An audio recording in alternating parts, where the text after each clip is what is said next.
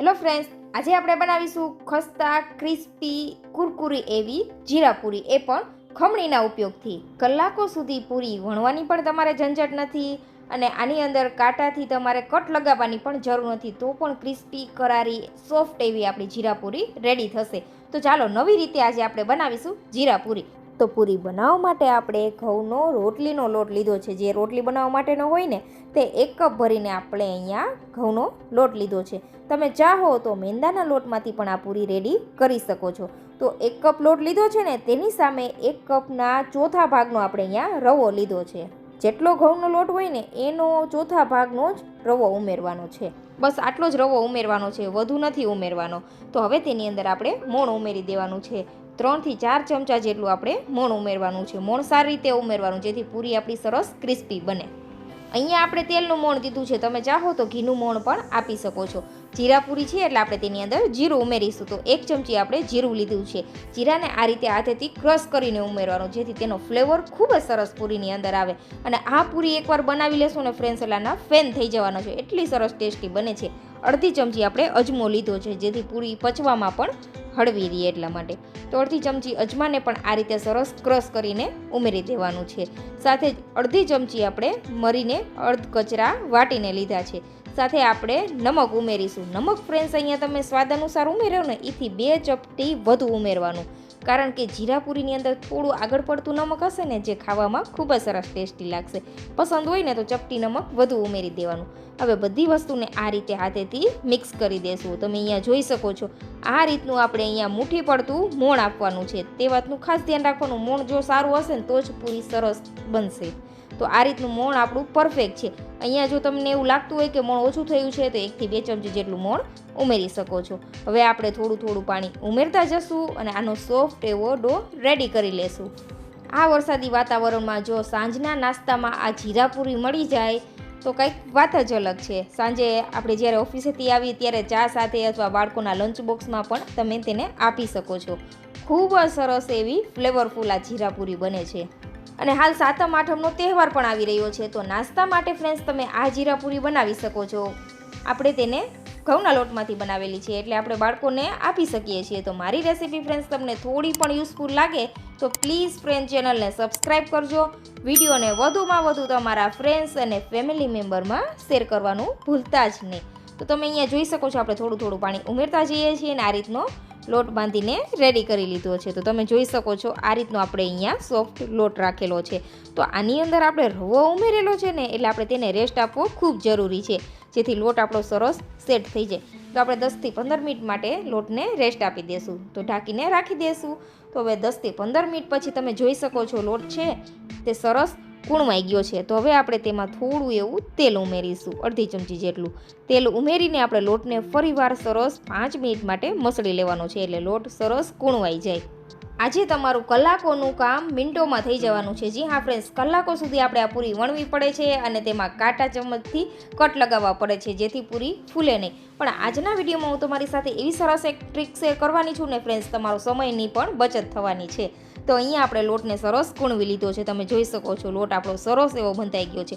બસ આ રીતનો લોટ હશે ને તો તમારી પૂરી પહેલી વારમાં જ પરફેક્ટ બનશે અને આ પૂરી ખાશે ને એટલે બધા જ આ પૂરીના ફેન થઈ જવાના છે.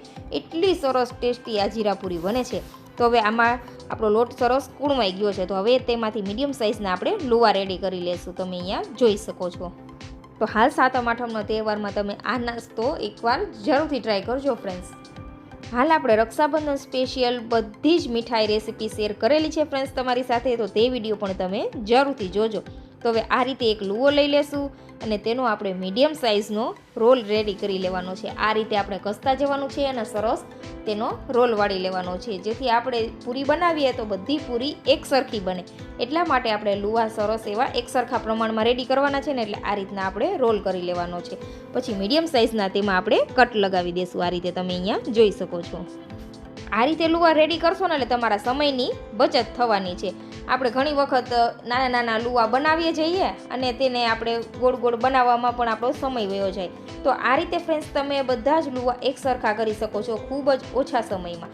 તો આ રીતે આપણે બધા જ લુવા બનાવીને રેડી કરી લેશું. તમે જોઈ શકો છો આ રીતથી તમે લુવા તૈયાર કરશો ને એટલે બધી પૂરી એક સરખા માપની તૈયાર થશે. તો આ રીતથી આપણે બાકી જેટલો લોટ બચેલો છે તેના પણ લુવા રેડી કરી લેવાના છે. અહીંયા તમારે કોરો લોટ છાંટવાની પણ ઉપરથી જરૂર નહીં પડે. તો બધા લુવા આપણા રેડી થઈ ગયા છે. જો જરૂર લાગે તો લોટ થોડો છાંટી દેવાનો. તો આ રીતે આપણે થોડું ગોળ શેપ આપી દઈશું લુવામાં. અને આ રીતે આપણે જે રીતે સિમ્પલ બનાવતા હોઈએ પૂરી તે રીતે આપણે તેને વણી લેવાની છે. 1 થી 2 વેલણ મારશો ને એટલે પૂરી આપણી રેડી થઈ જશે. આ બહુ પૂરી પાતળી પણ નથી રાખવાની, મીડિયમમાં જ આપણે પૂરી વણવાની છે. તો તમે અહીંયા જોઈ શકો છો કેટલો સમય લાગેલો છે. હવે આ પૂરી ફૂલે નહીં ને તેના માટે આપણે કાંટા ચમચથી તેમાં કટ લગાવીએ છીએ. તો તેમાં આપણો કેટલો બધો સમય વયો જાય છે ફ્રેન્ડ્સ, તમે અહીંયા જોઈ શકો છો. કલાકોની મહેનત લાગે છે, તેને લીધે આ પૂરી ઘરે બનાવતા નથી અને આપણે બજારમાંથી રેડીમેડ ખરીદીએ છીએ. ત્યાં તે લોકોએ કેવા તેલનો ઉપયોગ કરેલો છે આપણને કાંઈ જ ખબર નથી. તો સાવ સરળ રીત એક તમારી સાથે શેર કરું છું. તો આ રીતનું ગ્રેટર ખમણી તો બધાના ઘરે હોય જ છે. તો તેના ઉપર આ રીતે એક લુવો રાખી દેવાનો અને આ રીતે 1 થી 2 વેલણ મારશો ને એટલે તમારી પૂરી રેડી થઈ જશે. આમાં તમારે કલાક સુધી કાંટા લગાવવાની પણ જરૂર નહીં પડે. અને ડિઝાઇન પણ ખૂબ સરસ આવી છે, તમે અહીંયા જોઈ શકો છો ફ્રેન્ડ્સ. અલગ જ પૂરી લાગશે. તો આ રીતે આપણે બધી જ પૂરી વણીને રેડી કરી લેશું. સાવ સરળ સિમ્પલ રીત છે ફ્રેન્ડ્સ, તમે અહીંયા જોઈ શકો છો. 1 થી 2 વેલણ મારો ને તો પૂરી તમારી રેડી થઈ જશે. ફટાફટ તમે આ પૂરી બનાવીને રેડી કરી શકો છો. તો અહીંયા જોઈ શકો છો આપણે બધી જ પૂરી બનાવીને રેડી કરી લીધી છે. તો ચાલો હવે આપણે તેલને ગરમ થવા માટે રાખી દઈશું. આ રીતથી પૂરી એકવાર જરૂરથી ટ્રાય કરજો ફ્રેન્ડ્સ, ખૂબ જાજો સમયની બચત થાય છે. અને આ રીતથી પૂરી બનાવશો ને એટલે ડિઝાઇન પણ સરસ આવે છે, જેથી બાળકો પણ ડિઝાઇન જોઈને પૂરી ખાઈ લેશે. તો હવે તમારું કલાકોનું કામ મિનિટોમાં થઈ જવાનું છે ફ્રેન્ડ્સ. તમે અહીંયા જોઈ શકો છો કેટલા ઓછા સમયમાં પૂરી વણાઈ રહી છે. ઘણી વખત આપણે બાળકોને બેસાડવા પડે છે આપણે પૂરી બનાવીએ ને ત્યારે, તો તમારે તે કામમાંથી પણ છુટકારો મળી જવાનો છે. તો અહીંયા જોઈ શકો છો આસાનીથી આપણે ફટાફટ કેટલી પૂરી બનાવીને રેડી કરી લીધી છે. તો હવે પૂરીને તળવા માટે રાખીશું. આ પૂરીને તળવામાં પણ વધુ સમય નથી લાગતો. કેટલી સરસ ડિઝાઇન આવી ગઈ છે. તો આ રીતનું આપણું તેલ સરસ ગરમ થઈ ગયું છે. બહુ હાઈ ફ્લેમ ઉપર આપણે તેલને ગરમ નથી કરવાનું, મીડિયમ જ તેલ ગરમ કરવાનું છે. તો આ રીતે તેલમાં જેટલી પૂરી આવે એટલી આપણે ઉમેરી દેવાની છે. આ પૂરીને તળાતા પણ વધુ સમય નથી લાગતો. 2 થી 3 મિનિટમાં સરસ એવી પૂરી તળાઈ જાય છે. અને આ જીરા પૂરી બનાવશો ને ફ્રેન્ડ્સ એટલે એટલી સરસ ઘરમાં સુગંધ આવશે કે પાડોશી પણ તમારી ઘરે નાસ્તો કરવા આવશે. સાંજે ઓફિસેથી આવીને ગરમા ગરમ ચા અને આ જીરા પૂરી મળી જાય તો બીજું શું જોઈએ. કેટલી સરસ ફ્લેવરફુલ પૂરી બને છે. તો આજનો આ વિડીયો ફ્રેન્ડ્સ તમને થોડો પણ યુઝફુલ લાગ્યો હોય તો પ્લીઝ ફ્રેન્ડ ચેનલને સબસ્ક્રાઈબ કરજો અને વિડીયો વધુમાં વધુ તમારા ફ્રેન્ડ્સ અને ફેમિલી મેમ્બરમાં શેર કરવાનું તો ભૂલતા જ નહીં. અને મારી રેસીપી ફ્રેન્ડ્સ તમને કેવી લાગી રહી છે તે પણ કમેન્ટ જરૂરથી કરજો.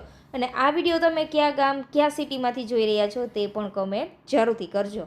તો આ રીતે પૂરી શેપ લઈ લે ને પછી તેને ઝારાની મદદથી પલટાવી દેવાની છે. આ રીતે તમે જોઈ શકો છો. બંને સાઈડ ઉલટ પુલટ કરીને 2 થી 3 મિનિટ માટે આપણે તેને તળાવવા દેવાની છે.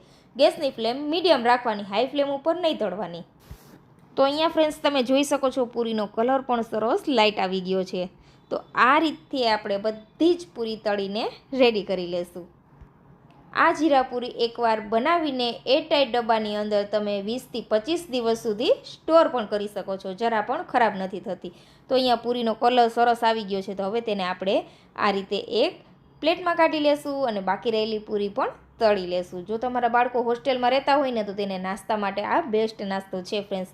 આને આપણે ઘઉંના લોટમાંથી બનાવેલી છે. તો તમે તમારા બાળકો માટે આ હેલ્ધી પૂરી આપી શકો છો. અથવા તમે આ પૂરી બનાવીને રાખી દેશો, ઘરે મહેમાન આવવાના હોય ત્યારે તમે નાસ્તા તરીકે પણ સર્વ કરી શકો છો. ખૂબ જ સરસ ટેસ્ટી લાગે છે. તો અહીંયા બધી પૂરીઓ તળાઈને રેડી છે ફ્રેન્ડ્સ. તમે અહીંયા જોઈ શકો છો ખૂબ જ સરસ એવી આપણી જીરા પૂરી રેડી છે. તો હાલ સાતમ આઠમ આવી રહી છે, તો સાતમ આઠમના નાસ્તામાં તમે આ જીરા પૂરી જરૂરથી ઘરે ટ્રાય કરજો. બજારમાં લેવા કરતાં ફ્રેન્ડ્સ ઘરે સાવ સરળ સિમ્પલ રીતે ખૂબ જ ઓછા સમયમાં આ પૂરી રેડી પણ થઈ જાય છે. ક્રિસ્પી કુરકુરી એવી સરસ સોફ્ટ બનીને રેડી થઈ છે. જે વડીલોને દાંત નથી તે પણ આસાનીથી ખાઈ શકશે, એટલી સરસ સોફ્ટ આ પૂરી રેડી થાય છે. તો જરૂરથી ટ્રાય કરજો. અને રેસીપી સારી લાગી હોય તો મને સપોર્ટ કરવા માટે ચેનલને સબસ્ક્રાઈબ કરજો અને વિડીયો વધુમાં વધુ શેર કરજો અને એક કમેન્ટ જરૂરથી કરી દેજો. તો મળીશું નવા વિડીયો સાથે. ત્યાં સુધી આવજો. Thank you for watching.